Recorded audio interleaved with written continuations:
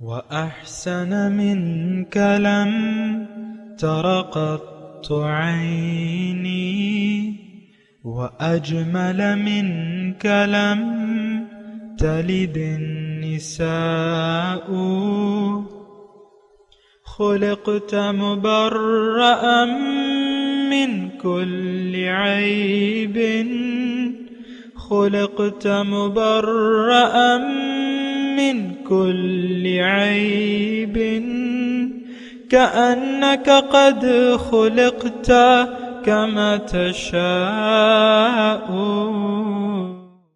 كتاب أنزلناه إليك مبارك ليدبروا آياته وليتذكر أولو الألباب. یہ کتاب برکت والی ہے جسے ہم نے آپ کی طرف نازل فرمایا ہے تاکہ دانش مند لوگ اس کی آیتوں میں غور و فکر کریں اور نصیحت حاصل کریں. اللہم صلی علی سیدنا محمد وعلی آل سیدنا محمد بعدد کل ذرۃ مئۃ الف الف مرۃ. سامعین و ناظرین کرام، السلام علیکم ورحمۃ اللہ وبرکاتہ. سامعین کرام، سورہ لقمان آیت نمبر 14، درس نمبر 19-29. آج کا موضوع والدین کے حقوق. اس کے ساتھ آج کے سبق کا آغاز کرتے ہیں. سب سے پہلے گزشتہ سبق کا اعادہ ہوگا. اعوذ باللہ من الشیطان الرجیم. پناہ مانگتا ہوں میں اللہ کی شیطان مردود سے. بسم اللہ الرحمن الرحیم. شروع اللہ کے نام سے جو بڑا مہربان نہایت رحم والا ہے. وَإِذْ قَالَ لُقْمَانُ لِابْنِهِ وَهُوَ يَعِظُهُ يَا بُنَيَّ لَا تُشْرِكْ بِاللَّهِ إِنَّ الشِّرْكَ لَظُلْمٌ عَظِيمٌ. اور اس وقت کو یاد کرو جب لقمان نے اپنے بیٹے کو نصیحت کرتے ہوئے کہا کہ بیٹا خدا کے ساتھ شرک نہ کرنا، شرک تو بڑا بھاری ظلم ہے. سامعین کرام، سورہ لقمان آیت نمبر 14. وَوَصَّيْنَا الْإِنسَانَ بِوَالِدَيْهِ، اور ہم نے انسان کو اس کے ماں باپ کے متعلق تاکید کی ہے. حملتہ امہ وہنا علی وہن وفصالہ فی عامین ان اشکر لی ولوالدیک الی المصیر، کہ اس کی ماں نے ضعف پر ضعف اٹھا کر اسے پیٹ میں رکھا اور 2 برس میں اس کا دودھ چھڑانا ہے. ان اشکر لی ولوالدیک، کہ تم میرا شکریہ ادا کرو اور اپنے ماں باپ کا بھی. الی المصیر، اور میری ہی طرف لوٹ کر آنا ہے. وَإِن جَاهَدَاكَ، اور اگر یہ ماں باپ تجھ پر اس بات کا زور ڈالیں ان تشرک بی ما لیس لک بہ علم، کہ تو میرے ساتھ اس کو شریک بنائے جس کو تو جانتا بھی نہ ہو. فلا تطعہما، تو ان کا کہنا نہ ماننا. وصاحبہما فی الدنیا معروفا، اور دنیا میں ان کے ساتھ نیکی سے پیش آنا. واتبع سبیل من اناب الیہ، اور ان لوگوں کی راہ پر چلو جو میری طرف رجوع ہو گئے ہوں. ثم الی مرجعکم، پھر تمہیں لوٹ کر میرے ہی پاس واپس آنا ہے. فانبئکم بما کنتم تعملون، اور پھر میں تمہیں بتاؤں گا کہ تم کیا کیا کرتے تھے. سامعین اکرام، 2 آیات کا میں نے ترجمہ پڑھا، اور دیکھیں یہ جو مضمون آ رہا ہے یہ زندگی گزارنے کے کچھ بنیادی اصولوں کے متعلق ہے. یعنی کیا رویہ رکھیں اللہ کے ساتھ اور اس کی مخلوق کے ساتھ، یہ بات اور ہمارے رویے کیا ہونے چاہیے. یہ سارا مضمون جو ہے تقریباً وَلَا تُسَعِّرْ خَدَّكَ اقم الصلاۃ وامر بالمعروف وانہا عن المنکر واصبر علی ما اصابک ان ذلک من عزم الامور ولا تصعر خدک للناس ولا تمش فی الارض مرحا ان اللہ لا يحب كل مختال فخور واقصد فی مشیک واغضض من صوتک ان انکر الاصوات لصوت الحمیر۔ تو یہ سارا جو ہے مضمون جو ہے رویوں کا ہے کہ ہم رویہ کیا رکھیں اللہ کے ساتھ اور اللہ کے بندوں کے ساتھ، اور یعنی ایز اے ہول ہم کس طریقے سے اپنے اخلاق بنائیں۔ تو یہ بنیادی باتیں ہیں۔ ایک والد اپنے بیٹے کو کہہ رہا ہے، اور صرف ایسا بات نہیں ہے کہ یہ لقمان اور ان کے بیٹے کی بات ہے۔ دراصل یہ اللہ تعالی ہمیں اس مثال کے ذریعے ہمیں یہ بتا رہا ہے کہ تم نے یہ رویہ رکھنا ہے، یہ بات نوٹ کر لیں۔ یعنی یہ صرف واقعہ نہیں ہے، بلکہ ایک واقعے کے ذریعے اللہ تعالی ہمیں ہمارے رویے بتا رہا ہے کہ تمہارے رویے کیا ہونے چاہیے۔ بنیادی طور پہ جو سب سے پہلے رویہ ہے وہ توحید کا ہے۔ وَإِذْ قَالَ لُقْمَانُ لِابْنِهِ وَهُوَ يَعِظُهُ لَا تُشْرِكْ بِاللَّهِ إِنَّ الشِّرْكَ لَظُلْمٌ عَظِيمٌ، بہت بڑا ظلم ہے۔ دیکھیں تھوڑی سی میں اس پہ بات کر رہا ہوں شرک کے ظلم عظیم ہونے کے بارے میں، بہت بڑا ظلم۔ اصل میں دیکھیں ظلم کا مطلب کیا ہے؟ کسی کا حق دبا لینا، نا انصافی کرنا۔ نا انصافی کرنا یہ بھی ظلم کہلاتا ہے، کسی کا حق مار لینا یہ بھی ظلم کہلاتا ہے۔ اب جب انسان اللہ کے سوا کسی اور کے سامنے سر جھکاتا ہے، یا وہ نفس ہو یا معاشرہ ہو یا جو بھی طاغوتی قوتیں ہیں، تو یہ ظلم کرتا ہے، اللہ کا حق مان لیتا ہے۔ دیکھیں ان الحکم الا للہ، بنیادی طور پہ ایک پالیسی یاد رکھ لیں کہ حکم اطاعت صرف اللہ کی ہے، حکم اللہ دے گا، اور اس کی لہ الحکم والامر، لہ الملک والامر، اور کما قال ایسی آیت ہے۔ بہرحال تو معبود ایک ہے، وہ ہستی جس کی بات مانی جائے زندگی میں۔ دیکھیں یہ معبود کا جو چکر ہے نا، یہ صرف ہماری زندگی تک محدود ہے۔ یعنی جب تک انسان کو اللہ تعالیٰ دنیا میں بھجواتا ہے، موت تک اس کو یعنی یہ اس کا حکم ہے کہ تم میرے علاوہ کسی کی بندگی نہ کرنا، اللہ تعبدوا الا ایاہ، وَقَضَىٰ رَبُّكَ أَلَّا تَعْبُدُوا إِلَّا إِيَّاهُ۔ اور جب موت آتی ہے تو وہ تو پھر انسان بے بس ہو جاتا ہے، پھر اس وقت کوئی عبادت کا یا اطاعت کا کوئی وہ نہیں رہتا نا، وہ امتحان جو ہے وہ ہماری زندگی کا ہے، یہ بات نوٹ کر لیں۔ اور یہ صرف انسان کے ساتھ ایسا ہے، باقی مخلوقات تو مجبور محض ہیں، وہ اپنی فطرت پر مجبور ہے۔ اللہ تعالیٰ نے جس کو جس کام کے لیے بنایا ہے وہ کام کر رہی ہے۔ اچھا ظلم کی میں بات کر رہا ہوں، ظلم عظیم ہے یہ، شرک ظلم عظیم ہے۔ یہ کون کر رہا ہے؟ ہم کر رہے ہیں۔ کس پر کر رہے ہیں ظلم؟ ہم اپنے اوپر ظلم کر رہے ہیں۔ اللہ تعالیٰ نے قرآن میں فرمایا نا کہ ان اللہ لا یظلم الناس شیئا ولکن الناس کانوا انفسهم یظلمون، او کما قال۔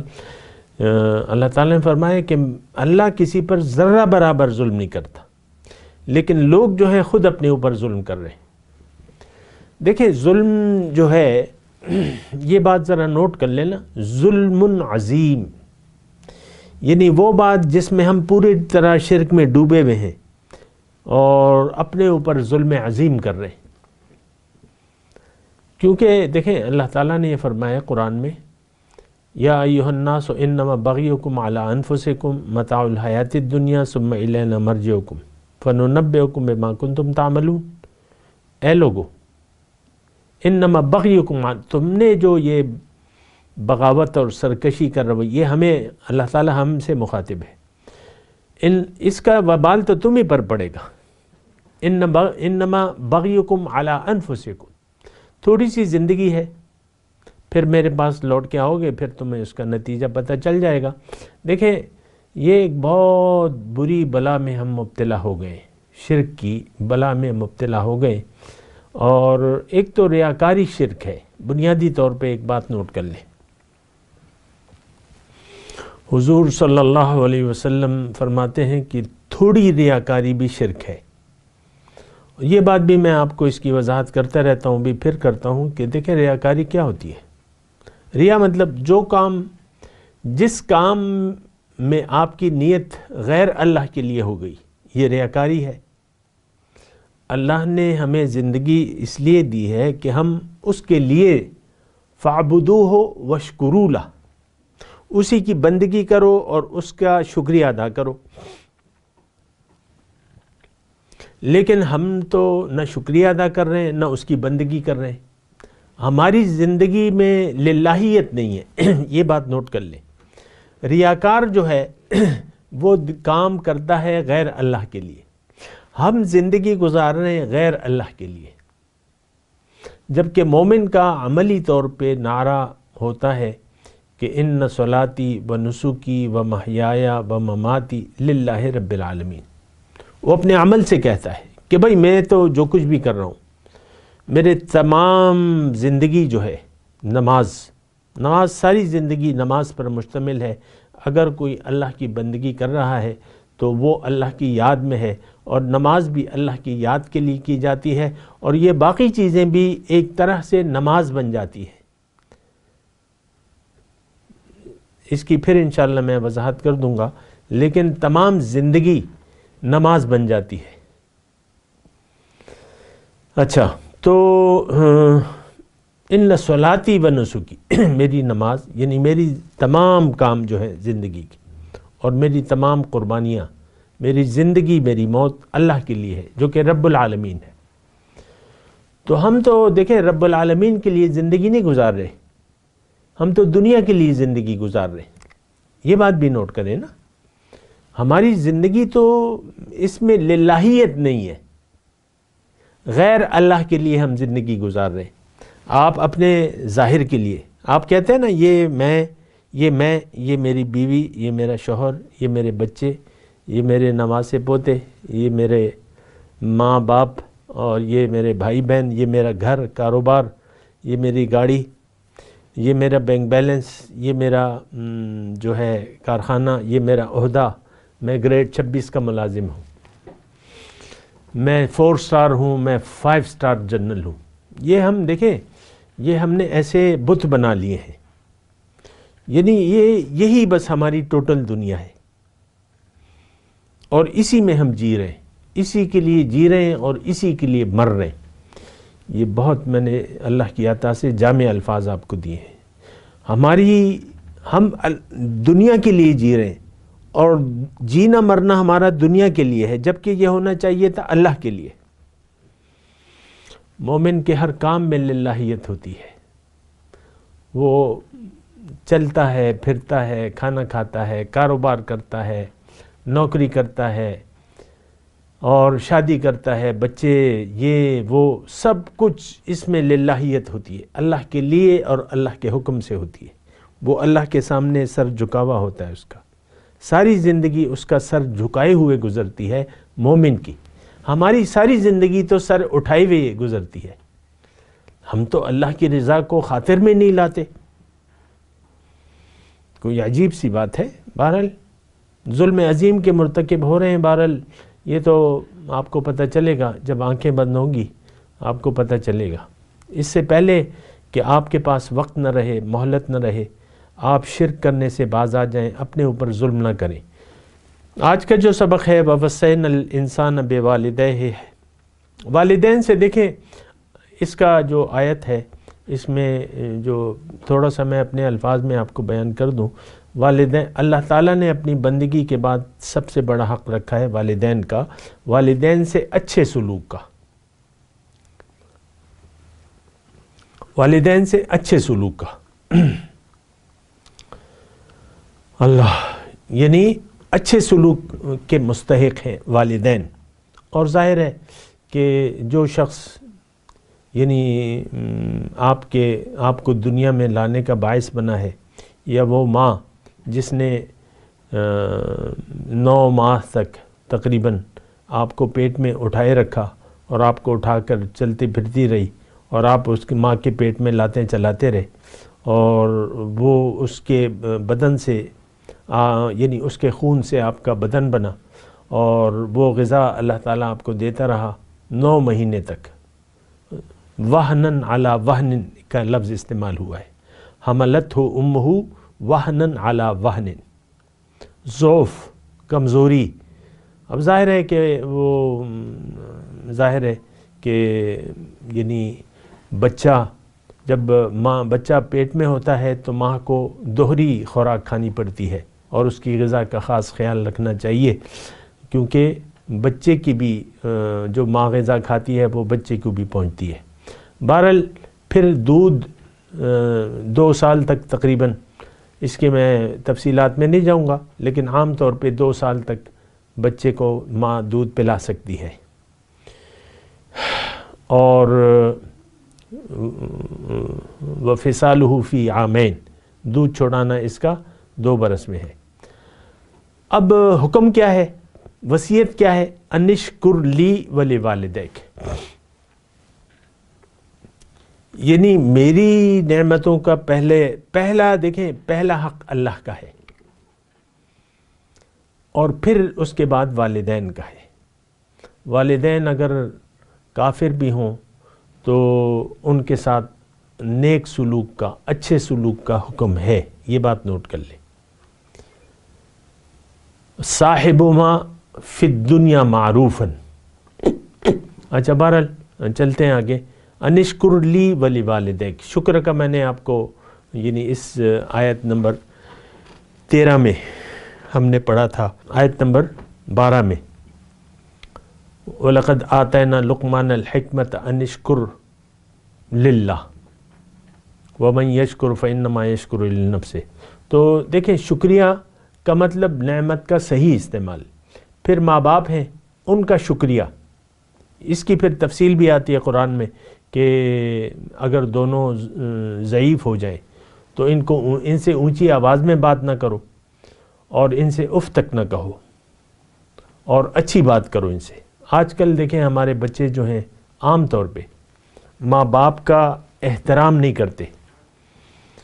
بہت سے بچے والدین کے ساتھ بدتمیزی سے پیش آتے ہیں عام طور پہ۔ دیکھیں قرآن کا جو ضابطۂ اخلاق ہمیں ملا ہے اس کو تو ہم کہیں بھی لاگو نہیں کرتے۔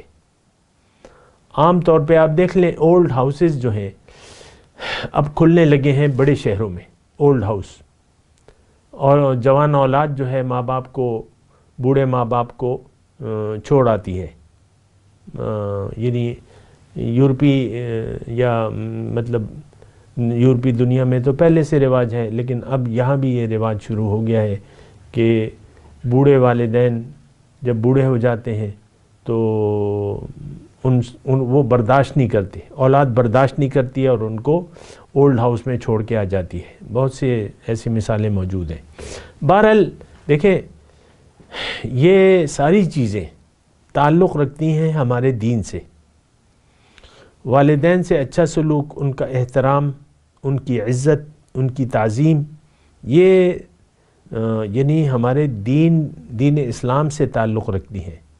چونکہ دین ہمارا دین نہیں رہا اور ہم تو اپنی مرضی سے زندگی گزار رہے ہیں، تو پھر یہ ساری جو گھریلو یعنی شکایات ہیں، یا بیوی کو شوہر سے، یا شوہر کو بیوی سے، یا والدین کو بچوں سے، یا بچوں کو والدین سے، ایسا بھی ہوتا ہے کہ باپ جوان ہوتا ہے اور اپنی اولاد پر یعنی نامناسب سلوک کرتے ہیں بعض لوگ، یا بیجا لاڈ و پیار کرتے ہیں۔ یہ سارے جو ہیں یعنی اخلاق سے ہٹ کر باتیں ہیں۔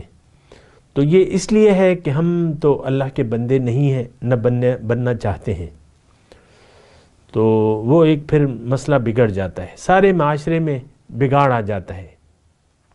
ابھی ہم پڑھ چکے ہیں ظہر الفساد فی البر والبحر بما کسبت ایدی الناس، خشکی اور تری میں فساد برپا ہے، یہ ہماری اپنی وجہ سے۔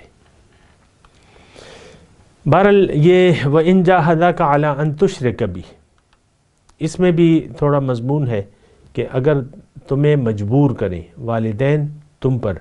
اب عام طور پہ والدین کو تو پتہ نہیں چلتا، اپنی حدود اور قیود کا پتہ نہیں چلتا، کیونکہ مخلوق کی اطاعت نہیں ہے خالق کی نافرمانی کی صورت میں۔ یہ ایک بات بنیادی طور پہ نوٹ کر لیں، چاہے کوئی بھی ہو، چاہے کوئی بھی ہو، کسے باشد، لیکن اگر اللہ کے حکم کے خلاف اگر کوئی بھی آپ کو کوئی بات کہے تو وہ آپ کو نہیں ماننی،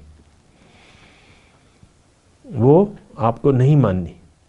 اور اللہ کی اطاعت ہر حالت میں، اللہ کی اطاعت۔ شرک کا مطلب کیا ہے؟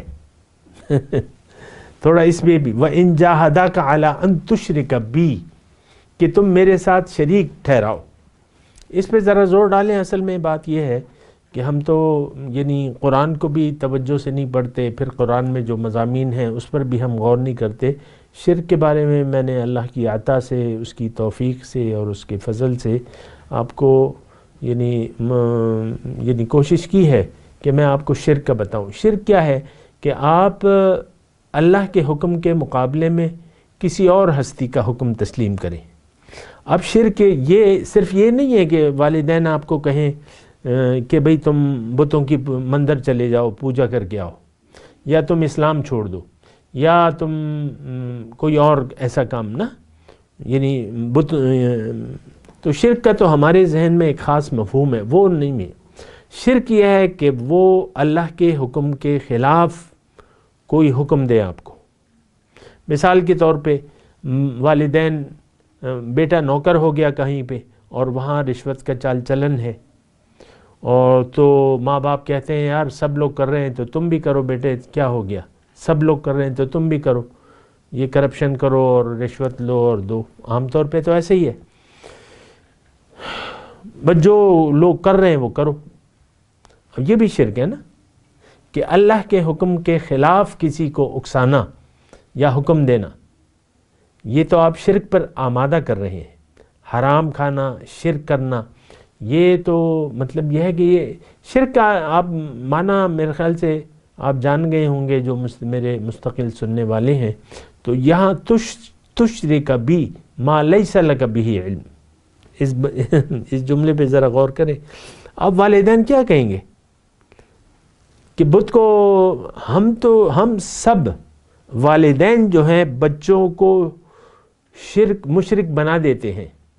مشرک مطلب دنیا دار۔ والدین جو ہے اصل جو ہے ہمیں مشرک بنا دیتے ہیں، کیونکہ دیکھیں یہ الفاظ مجھے مناسب تو نہیں لگ رہے، لیکن حضور صلی اللہ علیہ وسلم کی ایک حدیث ہے کہ ہر بچہ اسلام کی فطرت پر پیدا ہو۔ اسلام کیا ہے؟ اللہ کی اطاعت، بندگی رب، یہ اسلام ہے۔ پھر ہمارے والدین ہمیں دنیا کے راستے پر ڈال دیتے ہیں، وہ خود نہیں جانتے اپنا مقصد تخلیق، یا اس کو ان کا اللہ تو ان کا بھی ان کی منزل نہیں ہے۔ یہ تمام والدین کی بات ہے، ساری دنیا، سارے امت مسلمہ کا چکر ہے، اس میں کوئی مرد عورت کی تو تخصیص نہیں ہے۔ ہم سب راہ حق سے بھٹکے ہوئے ہیں، اللہ ہماری منزل نہ ہے نہ بنانا چاہتے ہیں، ہم سب من چاہی زندگی گزار رہے ہیں۔ تو شرک اور کسے کہتے ہیں؟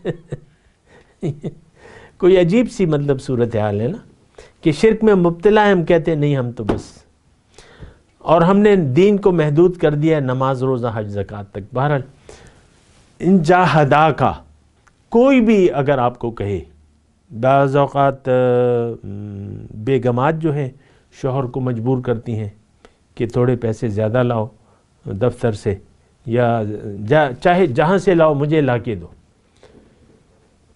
یا جو ہے کوئی بھی، دیکھیں اس میں کوئی بھی ہو سکتا ہے، آپ کا ساتھی ہو سکتا ہے، آپ کی بیوی ہو سکتی ہے، شوہر کے لیے، بیوی کے لیے شوہر ہو سکتا ہے۔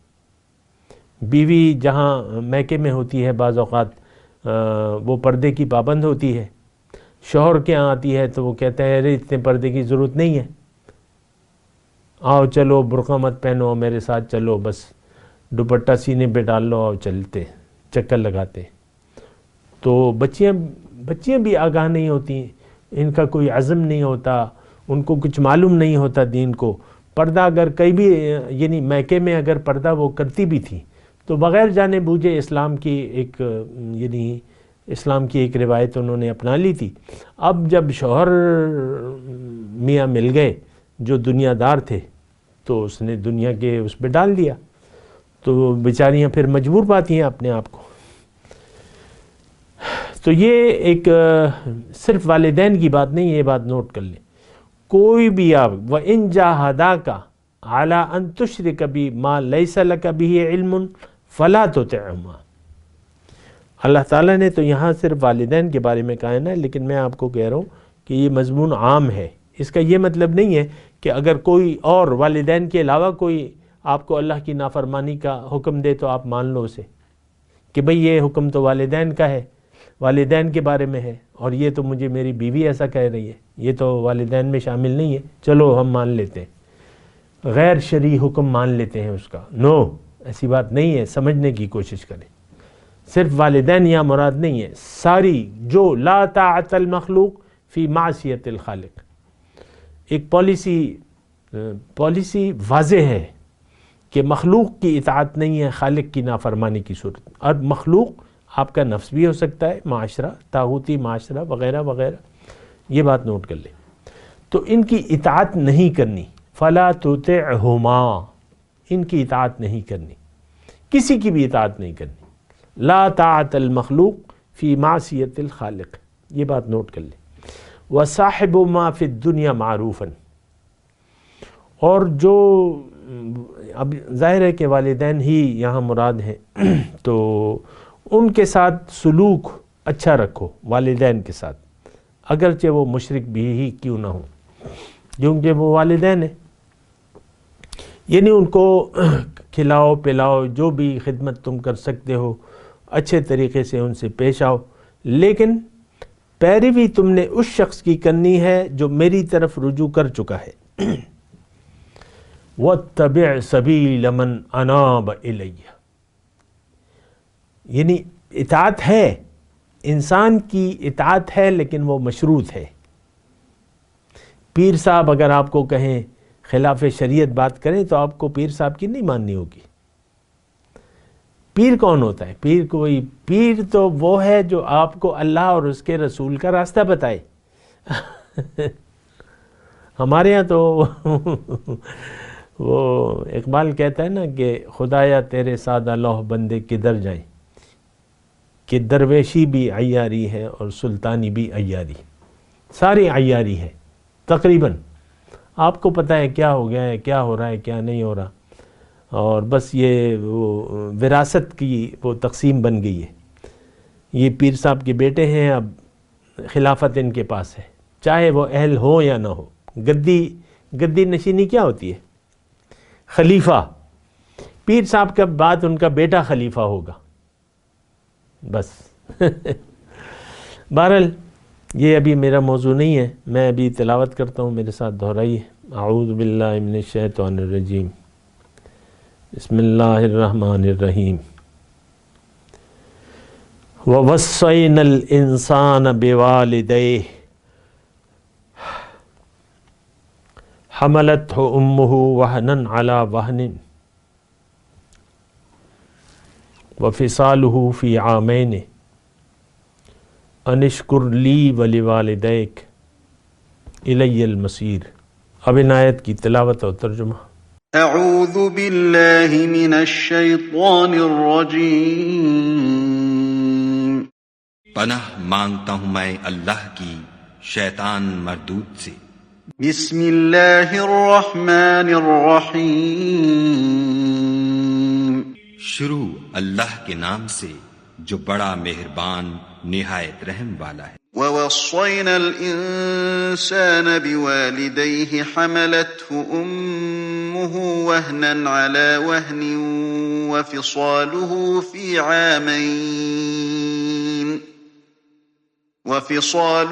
فِي عَامَيْنِ أَنِ اشْكُرْ لِي وَلِوَالِدَيْكَ إِلَيَّ الْمَصِيرُ۔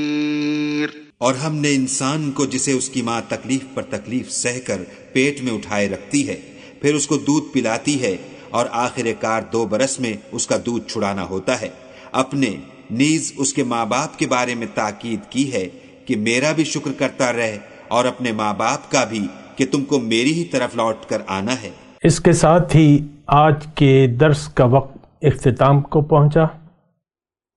اگلے درس میں انشاءاللہ ملاقات ہوگی۔ وآخر دعوانا ان الحمدللہ رب العالمین، والسلام علیکم ورحمۃ اللہ وبرکاتہ۔ مولایا صلی وسلم دائما ابدا علی حبیبک خیر الخلق کلہم۔